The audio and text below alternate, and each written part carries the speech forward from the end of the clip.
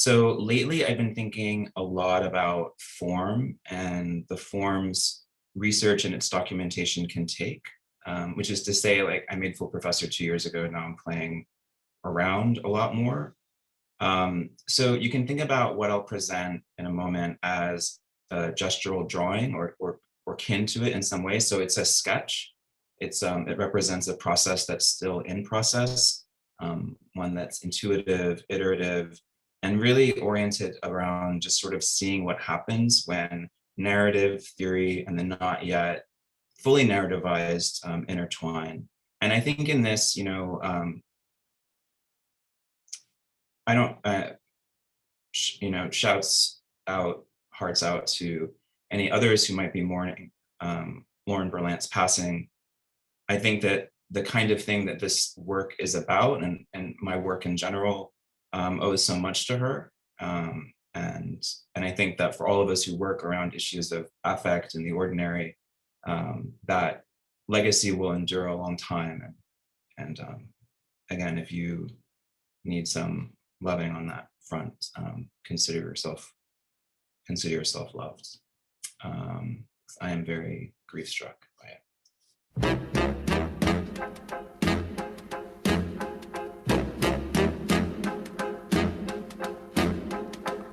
I put a spell on you.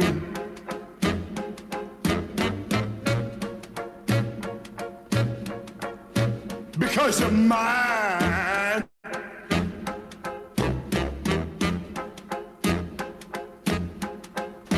Stop the things you do.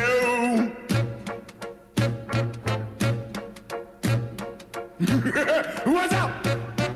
I ain't lying. Yeah, I can't stand. Woo! No running around. I'm going to put a computational hex on you, said the algorithm never. But let's pretend that agency, algorithms, yours, mine. Mine is pretty much always on the move, improvisatory, and unsettled. What do I have to do if I'm gonna put a computational hex on you? An algorithm uses data about the past to predict the future. So I just need some of your past. You're finished with it, right?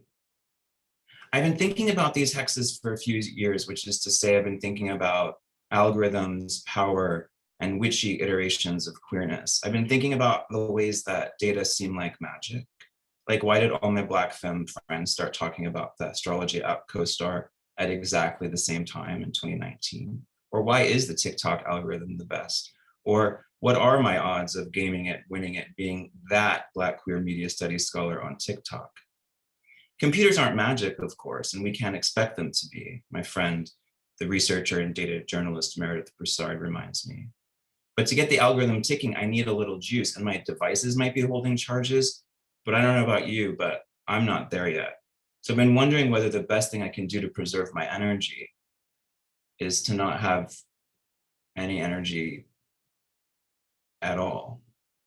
The best thing you can do to protect your energy is to not have any at all. So stay up all night.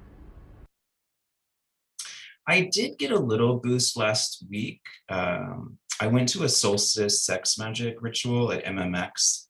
It's the men's massage exchange in New York City, nonprofit that, get men's together through yoga, massage, and, well, magic.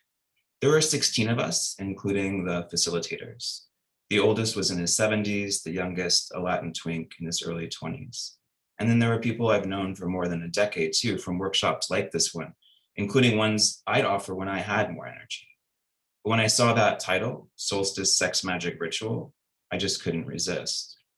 3 hours of touch and building energy, which is basically just, you're not supposed to come until you are. After, I exchanged numbers with a data analyst who works for a charity he creates TikToks for. The TikToks are about data, and his drag name, analytical. What's a computational hex? That's a computational hex. So is this more familiar one, like watch this baby rhino fall in love with her rescuer's cat. Let me tell you, when I was on my way to the event, I was like, mm, I was like, That diet. no, I was like this. I was like, I'm not getting ripped tonight. I'm getting dick tonight. Fuck that diet tonight. Encourage that booty tonight. Go to the sex magic ritual tonight. Get that dick tonight. Get that booty tonight. Get that dick tonight. I was like, I'm going all in tonight. Sex magic ritual tonight. All of it tonight. I've been at this for a long time, researching online spaces, and I'm still figuring things out. So when I say I'm at this, I mean, this is dealing with people in their lives online, their desires, their avatars' desires, their pan-poly witchy avatars' freedom dreams desires. When I started, these digital trains were already completely epistemologically murky.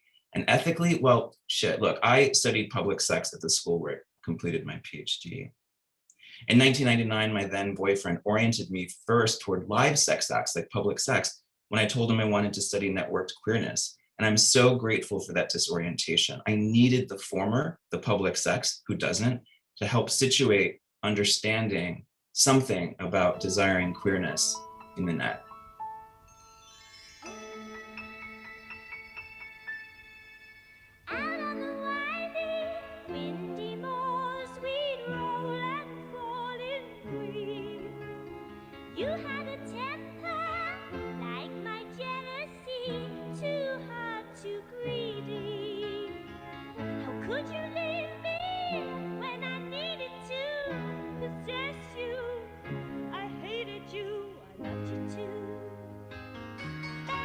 The chat rooms at gay.com and the bathrooms in the architecture and planning library at the University of Texas became my field sites.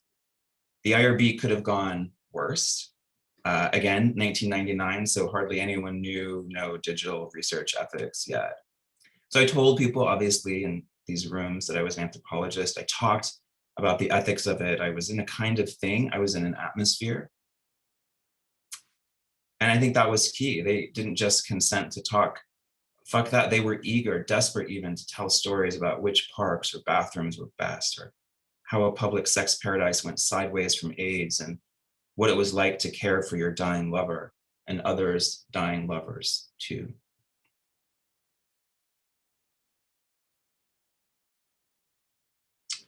The public sex part was trickier. In the end, after multiple revisions, I obtained a waiver from the IRB. I wouldn't need to ask permission to watch or participate in public sex. Now I reimagine or retcon short verbal scripts I might recite at the glory holes, like incantations. Hi, I'm a sex sorcerer. I'm here to understand what is happening and to harness some of the potentia guadendi, that's orgasmic potentiality, that is present here. And I'd love to incorporate your partaking. You will remain unnamed and unmarked. Just tap your foot to get the magic started. Of course, I read feminists and queers and Black and brown and indigenous people, and all of them strengthened my conviction that the erotic is power, it is knowledge, and it is a method too. Just think about what you can learn from a long flirt, or first still horny morning together, or the queer utopia of a group jerk-off session in some out-of-the-way bathroom or Chelsea warehouse with waning afternoon sun, dappling clothes and skin.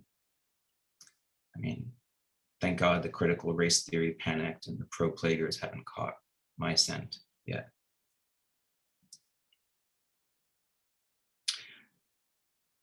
So a little bit of what follows is from the talk that I'm not giving, the one about OnlyFans and sex work and so on.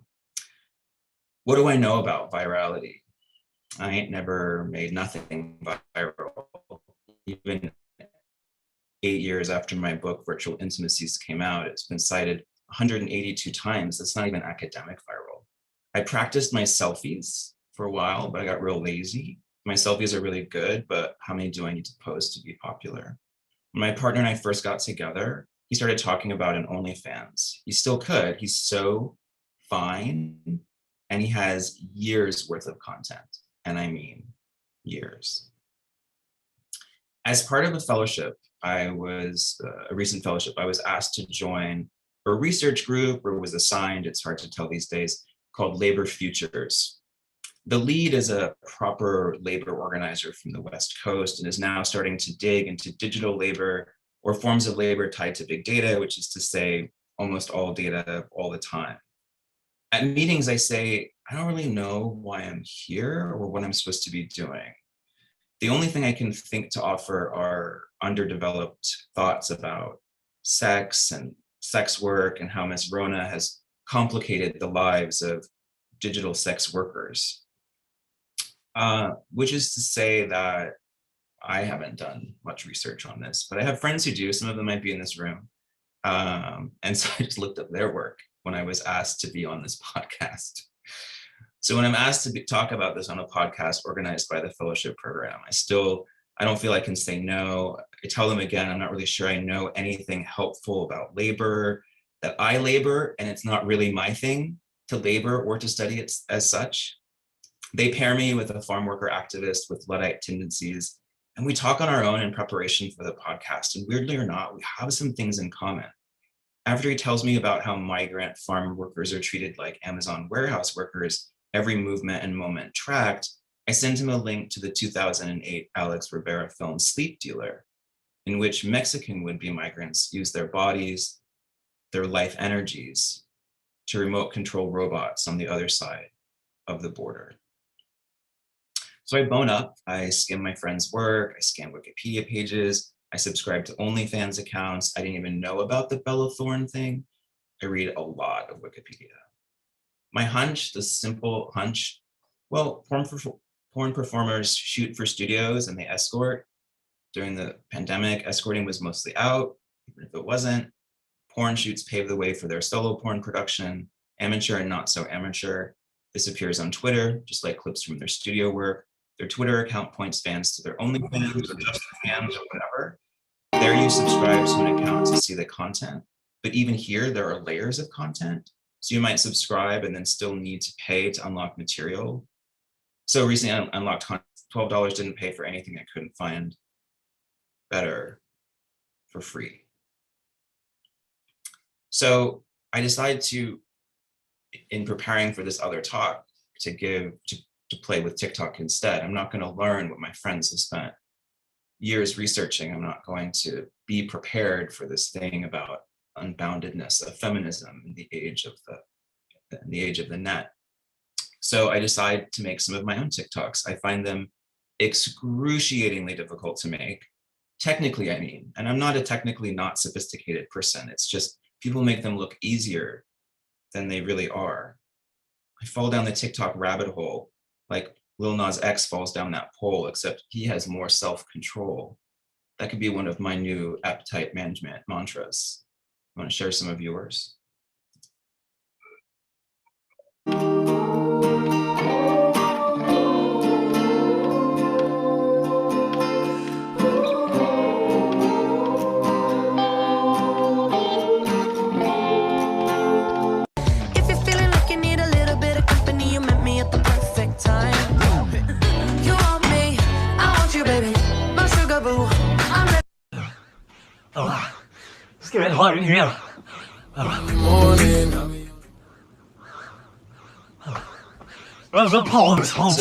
Maybe the only thing that really goes viral of me during the pandemic are my appetites.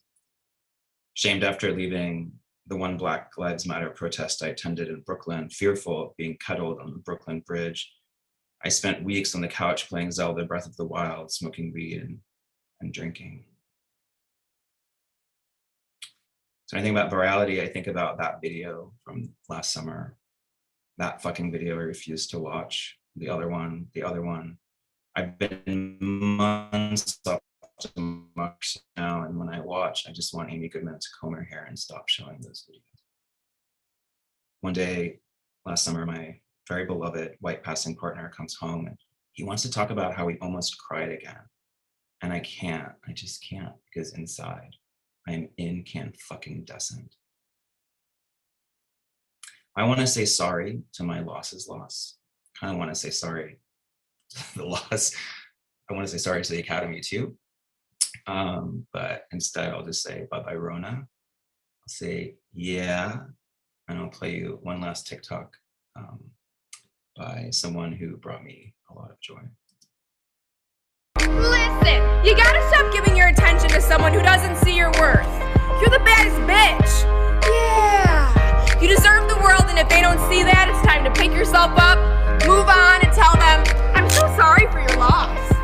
If he don't love you anymore, it's their loss. Just walk your fine ass out the door. Look at that bitch. Yes. I do my hair, talk, check my nails. Baby, how you feeling? Really good as hell. Yeah.